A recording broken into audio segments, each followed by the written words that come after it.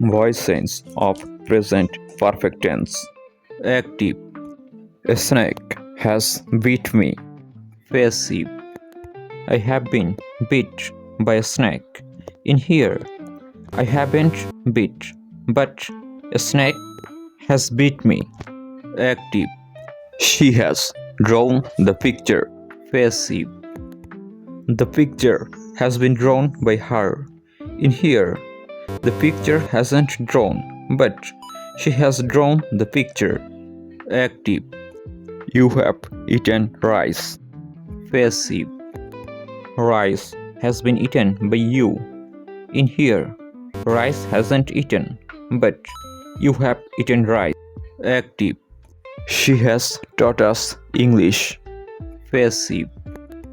We have been taught English by her. In here, we haven't taught English, but she has taught English us. Subscribe to my channel.